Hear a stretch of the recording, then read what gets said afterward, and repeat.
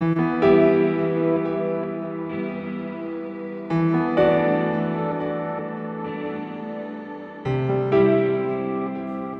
বলা হতো গ্রীষ্মের মালদা মানে আম, আর মালদায় ভোট মানে বরকত গনি খান চৌধুরী।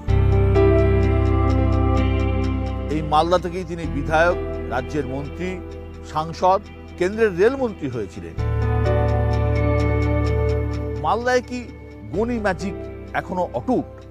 তার খোঁজ খবর করতেই আমাদের দিওয়ানে আম মালদায় আসা ভোটের ভবিষ্যৎ নিয়ে।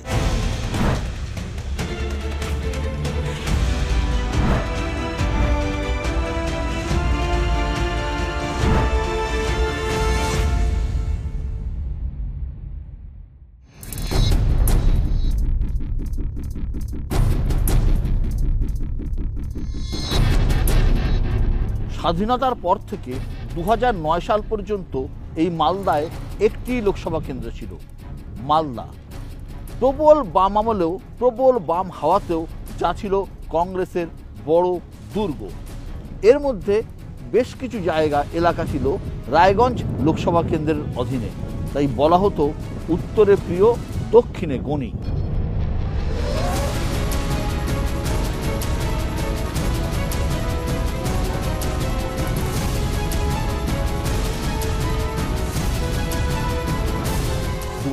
সালে মালদা ভেঙে তৈরি হয় মালদা উত্তর আর মালদা দক্ষিণ কেন্দ্র।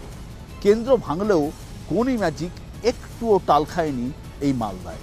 2009 থেকে 2014 মালদা উত্তরের সাংসদ ছিলেন গনি খানের ভাগ্নি মৌসম বেনজির নূর, আর মালদা দক্ষিণ কেন্দ্র ছিল কংগ্রেসেরই দখলে এবং তার সাংসদ ছিলেন ডালুবাবু, গনি খানের ভাই।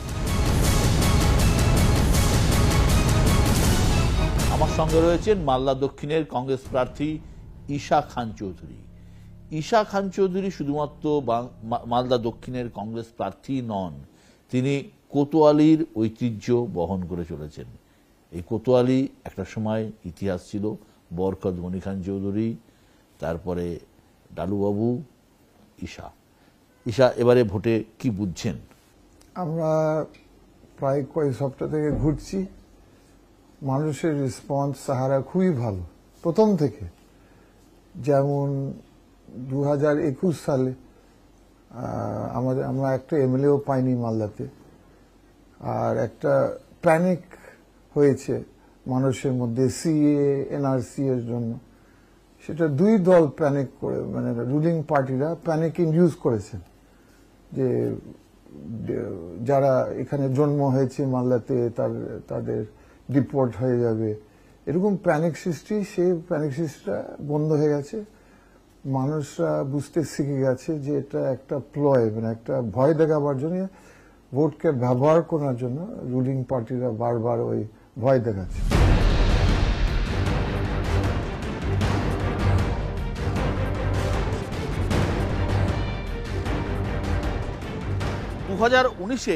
কংগ্রেস ম্যাচ বার করেছিল 4টি বিধানসভার উপর নির্ভর করে, মোথাবাড়ি, সুজাপুর, ফারাক্কা আর শামসেরগঞ্জ।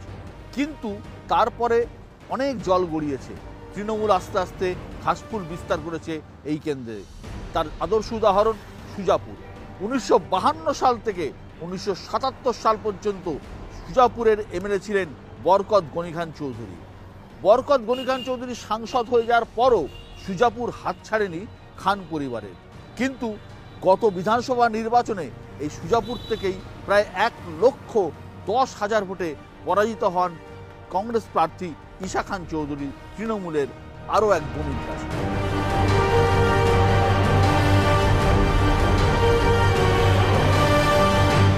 সুজাপুর কি পুনরুদ্ধার করতে পারবেন? আমার পুরা ভরসা আছে যে তাই হচ্ছে, তাই হয়ে গেছে অলরেডি।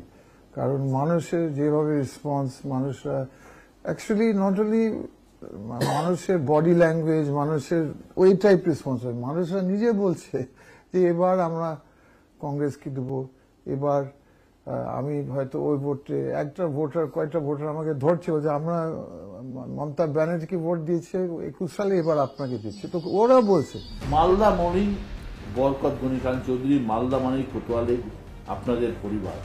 সেই মিথ কি আবার ফিরে আসবে বলে মনে করছে? বরকত গনি খান সাহেবের লেগেসি বা উনি যে কাজ করেছেন সেটা মিথ নয়। মানুষ এখন বরকত গনি খান সাহেবকে ভালোবাসে, ওনার কাজকে মনে রেখেছেন, ওনাকেও মনে রেখেছেন। এবং কংগ্রেস কেন, অল পার্টিজ যারা আছে মালদাতে, ওদের বাধ্য হয়ে ওদেরকে ওরা গনি খান সাহেবকে বা গনি খান জেঠুকে ওরা রেসপেক্ট দেয় এবং ওরা ওনার জন্মদিনে ওরা স্ট্যাচুতে মালা পরে, সব পার্টিরা। এখন আপনি জিজ্ঞেস করছেন যে ওটার জন্য শুধু কংগ্রেস কি ইলেকশন জিতে? আমি বলবো দের আর মেনি ফ্যাক্টরস। একটা ফ্যাক্টরের কারণ হচ্ছে 2-4টা কারণ, একটা অনলি গনি খান ফ্যাক্টর নয়, কিন্তু বরকত গনি খান সাহেবের ফ্যাক্টর একটা, তো ওর মধ্যে একটা ফ্যাক্টর বলতে পারেন নিশ্চয়। কিন্তু তার আরও ফ্যাক্টর, আমাদের পারফরমেন্স, আমাদের নিজস্ব কাজ, আমাদের আমরাও কাজ করছি, মানে আমার বাবাও কাজ করেছেন, আমিও কাজ করছি, আমাদের এমএলএরা, কংগ্রেস এমএলএরাও তো খাটে কাজ এনেছেন, উন্নয়ন এনেছেন, মানুষের পাশে আপদে বিপদে থাকেছেন, তো বিভিন্ন ফ্যাক্টর আছে। কিন্তু বরকত গনি খান সাহেব কংগ্রেসের জন্য একটা ফ্যাক্টর, হ্যাঁ তো নিশ্চয়। আপনার নিয়ারেস্ট রাইভাল কে? শেষ মুহূর্তে আমার ইনস্টিংক্ট, আমার ফিলিং, সেটা মানুষ ঠিক করবে, কিন্তু আমার মনে হয় বিজেপির সঙ্গে আমরা ফাইট করতে যাচ্ছি, তাকে আমি ঘোরার পরে যে লাগছে আমার।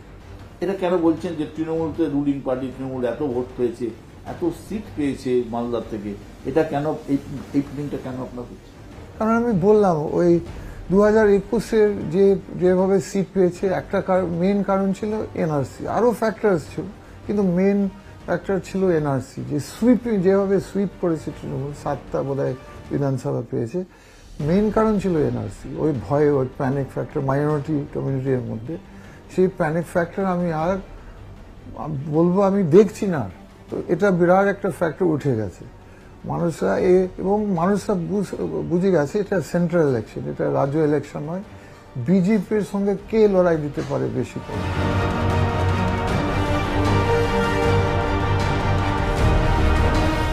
আমার ঠিক পিছনেই শুয়ে রয়েছেন বরকত গনি খান চৌধুরী, যার অঙ্গুলি হেলনে একসময় পরিচালিত হতো রাজ্যের কংগ্রেস রাজনীতি।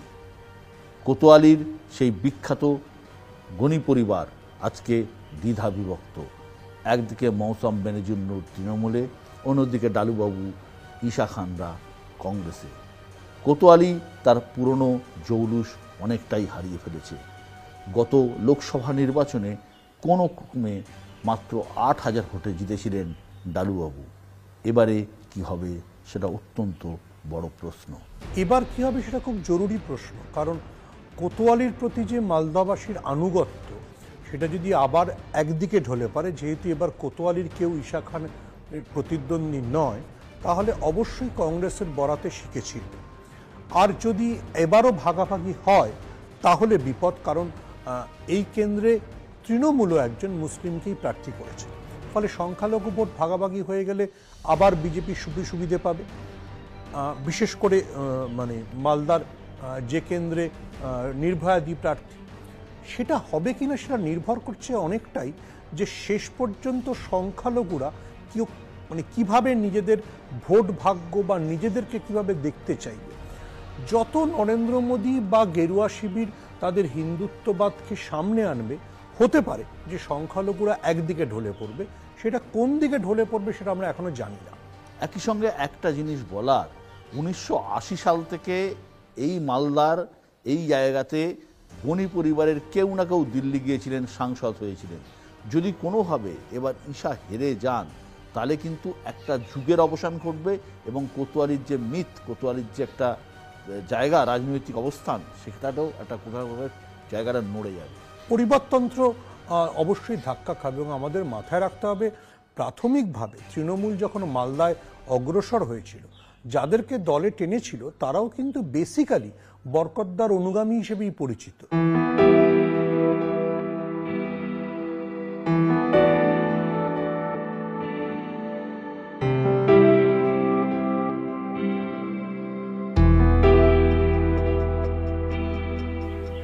মালদায় মুসলিম ভোট বড় ফ্যাক্টর, যা পুরোটাই গত বিধানসভা নির্বাচনে গিয়েছিল তৃণমূলের ঘরে।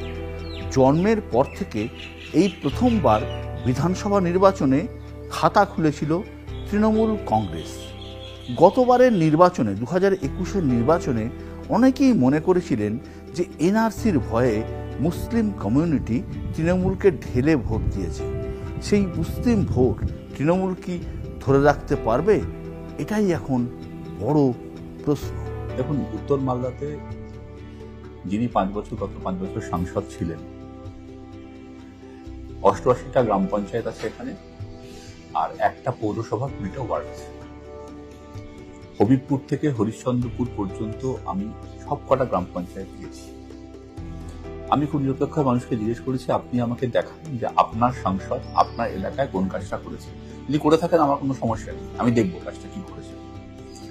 বিশ্বাস করুন, আপনি ভেরিফাই করতে পারেন, আজ পর্যন্ত একটা জিপিতে কেউ দেখাতে পারলো না সাংসদ তার তহবিলের টাকায়, তার উদ্যোগে কোনো একটা কাজ করেছেন, বেসিক কাজ। সবাই আপনার সঙ্গে আছে দলের? প্রত্যেকটা জিনিসকেই না একটা শেপে আনতে একটা ইনিশিয়াল ফেজ লাগে। আমি যখন প্রথম দিন নামি তখন কলকাতায় জমা জোয়ার করে সবাই ফিরছেন, তো ন্যাচারালি 2-3 দিন একটা তো সময় লাগে, প্রত্যেকে ফিরে এসেছেন অ্যাক্লিমেটাইজ করতে। কিন্তু তারপর থেকে গ্র্যাজুয়ালি এখন কিন্তু সবাই নেমে গেছেন কাজ করে, এবং দলের নেতৃত্ব এসে একাধিক মিটিং বৈঠক করেছেন। কোনো হয়নি, র্যালি হয়নি যেখানে সেখানকার বিধায়ক মন্ত্রীরা হোলাটেড থাকা নয়, থাকা একটা জিনিস, চিৎকার করে তাজমুল দা এত বয়স্ক মানুষ চিৎকার করে করে বলছেন যে ভোটটা আমাদের তৃণমূল কংগ্রেসে করতে হবে। মানে একবার না, দুপুর রোদে ঠাঠা বলে যাচ্ছেন। রহিম বক্সি বলছেন, প্রত্যেকে, হোমন মুখার্জি বলছেন, বাড়ি বাড়ি গিয়ে বলছেন কাঠায় ফলে দীঘায় ফলে। এই সিটটা এমন একটা সিট যেখানে মাইনরিটি ভোট অর্থাৎ মুসলিম ভোট এবং হিন্দু ভোটের পার্সেন্টেজ প্রায় সমান নয়, 50-50 নয়, প্রায় কাছাকাছি মতো করে। এই গোটা হিন্দু ভোটটা কি তার কিছু অংশ কি পাওয়ার মানে সম্ভাবনা তৃণমূলের আছে? আমি যদিও এই ধরনের ডিভিশনে খুব একটা বিশ্বাস করি না পার্সোনালি, তবু আপনি যখন কথাটা বললেন তাই বলছি। আমি যেটা বললাম না, যে ডেভেলপমেন্ট হচ্ছে একটা গ্রেট ইকুয়ালাইজার, আপনি মনে রাখবেন। মানে যারা বিজেপিকে ভোট দিয়েছিল, যে সেগমেন্টটা, সেই সেগমেন্টটা কি বিজেপি, তারা কি আবাস যোজনাটা আটকে যায় হয়নি, এফেক্টেড হয়, তারাও হয়েছে, সেটা আমরা বলেছি যে তোমরা কি পেয়ে গেছো। এরকম নয় তৃণমূলকে ভোট দিয়েছিল তারা পায়নি, তোমরাও পাওনি। 100 দিনের টাকা আটকে দেওয়া হয়েছে, তোমরাও বঞ্চিত হয়েছে। মানুষ কোথাও বুঝে গেছেন যে ওইসব ফ্যাক্টরসে লাভ নেই। আলটিমেট ফ্যাক্টরটা হচ্ছে যে মমতা ব্যানার্জি মুখ্যমন্ত্রী, মমতা ব্যানার্জি দেশের নেত্রী, মমতা ব্যানার্জি সবাইকে দিয়ে। ভোটটা তো কেন্দ্রের ভোট, ভোটটা তো রাজ্যের ভোট নয়। না, ভোটটা রাজ্যের ভোট নয়, কিন্তু সেই জন্যই তো আরো বেশি করে হবে। কারণ বিজেপি, দেখো মমতা ব্যানার্জি ইউএসপিটা কি, 34 ইয়ার্সের সিপিএম এর বিরুদ্ধে আপোষহীন সংগ্রাম ওনাকে জেতালো। কংগ্রেস তো সংগ্রাম করছিল, আপোষ করার সংগ্রাম আর আপোষহীন সংগ্রাম মানুষ বুঝে যায়। আপনি কোন অস্ত্রে জিতবেন? খগেন মুর্মুর ব্যর্থতা না মমতা বন্দ্যোপাধ্যায়ের পজিটিভিটি? খগেন মুর্মু হচ্ছেন বিজেপির নন পারফর্মিং অ্যাসেট। খগেন মুর্মুকে বিজেপি নিজেই সংসদে বলতে দেয় না। একটা ঘটনা যেটা বিশ্বদা বলছিল, যে কোনো একটা 19 একটা সিচুয়েশন হয়েছিল যেখানে হয়তো দুটো প্রার্থীর মধ্যে একটা যে কোনো কারণে ভোটটা ডিভাইডেড হয়ে যায়, এবং সেই অ্যাডভান্টেজটা নিয়ে একটা ফ্লুক হয়ে যায়। ফ্লুক রোজ হয়।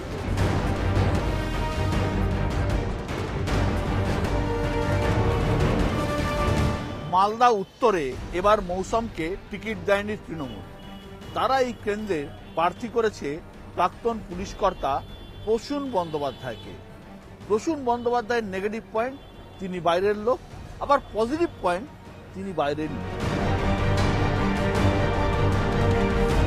মালদায় তৃণমূলের জয় এবং পরাজয় এবং কংগ্রেসেরও জয় পরাজয় অনেকটাই নির্ভর করছে মুসলিম ভোটের ওপর। কংগ্রেসের থেকে চলে যাওয়া মুসলিম ভোট যে তৃণমূলে গিয়েছিল, তা কি ফিরবে কংগ্রেসে, নাকি তার তৃণমূলেই রয়ে যাবে? সুমন, একটা জিনিস লক্ষ্য করতে হবে যে এবার গোটা দেশেই, বিশেষ করে তেলেঙ্গানা এবং কর্ণাটকের নির্বাচনের পর সংখ্যালঘুদের একটা আস্থা আছে কংগ্রেসের প্রতি। তেলেঙ্গানায় কংগ্রেস সরকার করতে পারতো না যদি না মুসলমানরা কংগ্রেসকে ভোট দিত। সেইটার কতটা সুবিধে ঈশা খাঁ নিতে পারবেন সেটা একটা বড় ফ্যাক্টর।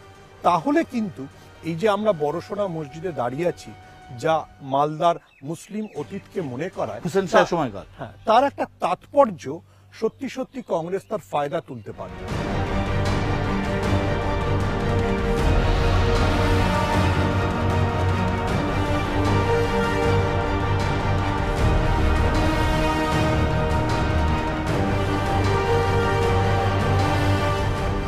আমরা দাঁড়িয়ে আছি কোতোয়ালির সামনে।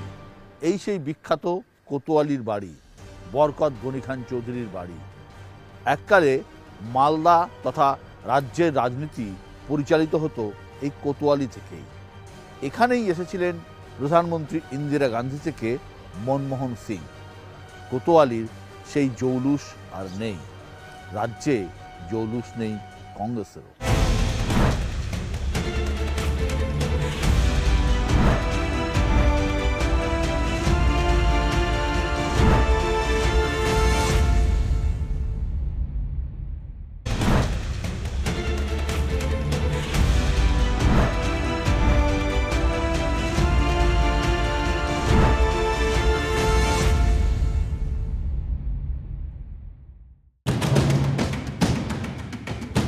রাজনীতি মালদার রক্তে, রাজনীতি মালদার ইতিহাসেও।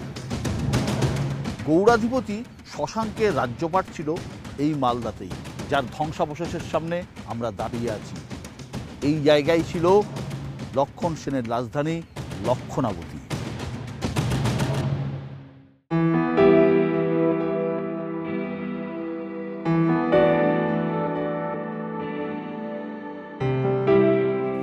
নবাবের জেলায় ফ্যাক্টর বিড়ি।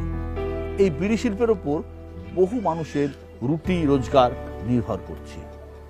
এই বিড়ি রুটি রুজি দেয়, একই সঙ্গে এই বিড়ি ভোটও দেয়। তাই গত কয়েক বছরে বহু বিড়ি শিল্পপতি এসেছেন এই রাজনীতির ময়দানে। এই মানি বিশ্বাস, জাকির হোসেন, খলিলুর রহমান, বাইরন বিশ্বাস, তালিকাটা অনেক। সময়ের সঙ্গে সঙ্গে এই তালিকা হয়তো আরও দীর্ঘ হবে।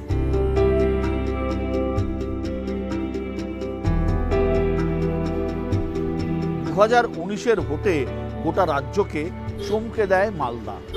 গনির গড়ে পদ্ম ফোটে। মৌসাম বেনজির নূর আর ঈশা খান চৌধুরীর লড়াইতে ভোট ভাগাভাগিতে উত্তর মালদা কেন্দ্র জিতে বেরিয়ে যান বিজেপির খগেন মুর্মু।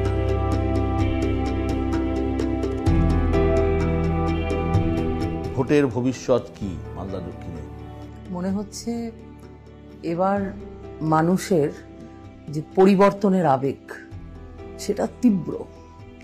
দীর্ঘদিন 75 বছর এখানে ভোট হয়েছে, একটি পরিবারকে মানুষ ভোট দিয়েছে, সাপোর্ট করেছে, তাদের উপর আস্থা রেখেছে। কিন্তু এবার মানুষের ভেতরে একটা তীব্র ইচ্ছা যে এবার পরিবর্তন হোক। এবার সেই পরিবর্তন কার ফেভারে হবে? আমার যেটা মনে হয় যে রাজ্যের যে দুর্দশা, দুর্নীতি, দুরবস্থা, তাতে মানুষ ক্ষিপ্ত, বিক্ষিপ্ত এবং অশান্তিতে ভুগছে। মালদার বুকে বরকত গনি খান চৌধুরীর পরিবারের তো একটা ঐতিহ্য, একটা মিথ রয়েছে, সেটাকে ভাঙতে পারবে? দেখুন, ঐতিহ্য আছে বরকতদার, কিন্তু মিথ আছে বলে আমি মনে করি না। এটা একটা ফ্যালাসি। তো আমার মনে হচ্ছে এখনো কিছু মানুষ যারা দীর্ঘদিন ধরে 75 বছর ধরে আমার বাবা, আমার ঠাকুরদা, আমার কাকা, আমার জ্যাঠা, তারা ওই গনি পরিবারকে ভোট দিয়েছে। তারাই কিন্তু অনেকটা মনের মধ্যে ভাবছেন যে এটা একটা myth. This is not a myth, this is a fallacy. আপনার যে কনস্টিটিউয়েন্সি মালদা দক্ষিণ, এর মধ্যে সুজাপুর, ফারাক্কা এবং আপনার শামশেরগঞ্জের মধ্যে কেন্দ্র রয়েছে, যেখানে পুরোটাই মাইনরিটি ভোটার। মাইনরিটি ভোট তো বিজেপি পাবে না। আমার মনে হয় যে এটা একটা মিথ যে মাইনরিটি ভোট বিজেপি পাবে না। This is written on the wall, আপনিও লিখে রাখুন। এবারে ব্যাপক সংখ্যালঘু সাপোর্ট আমি পাবো। তার কারণ হচ্ছে যে এখানকার যারা সংখ্যালঘু, মালদার কথা বলছি, মালদা দক্ষিণের কথা বলছি, তারা কিন্তু চরম ডিপ্রাইভড। তারা ভোট দিয়েছেন তাদের স্বজাতিকে, তারা ভোট দিয়েছেন ভালোবেসে, কিন্তু তাদের জীবনে কোনো উন্নতি হয়নি। 3 জন প্রার্থীর মধ্যে আপনি একমাত্র মহিলা প্রার্থী এবং প্রধানমন্ত্রী নরেন্দ্র মোদীর একটা মহিলাদের উপর ফোকাস আছে। আপনার কি মনে হয় যে মহিলা ভোট আপনার দিকে আসবে? নিশ্চিত। আপনি আমার ক্যাম্পেইন দেখুন, আমার এন্টায়ার ক্যাম্পেইন হচ্ছে বেসড অন নির্ভয়াদি। কালকে গৃহমন্ত্রীজি রোড শো করতে গিয়ে তিনিও কিন্তু নির্ভয়াদিকে ভোট দেবেন। সাধারণ মানুষ তো বলেই, ব্যালট পেপারেও কিন্তু আমার নামের আগে নির্ভয়াদি। মালদা দক্ষিণে জিতলে আপনার মেন ফোকাস কি হবে? নাম্বার ওয়ান হচ্ছে ভাঙন। গঙ্গার ভাঙন বড় হয়ে উঠেছে এই কারণে, যেহেতু লোকের বাড়ি ঘরদোর চলে যাচ্ছে, নদীগর্ভে সবকিছু মিলিয়ে যাচ্ছে, ফলে সেটা অবশ্যই আম জনতার কাছে রোজকার দৈনন্দিন সমস্যা। সেটা থেকে যে প্রার্থী বা যে দল তাদের কোনো আশার আলো দেখাতে পারবে, তার দিকে অবশ্যই ঝুঁকে থাকবে সেই এলাকার জনগোষ্ঠী। আমাদের পশ্চিমবাংলায় জলের তলা দিয়ে, গঙ্গার তলা দিয়ে আমরা মেট্রো চালিয়ে দিলাম।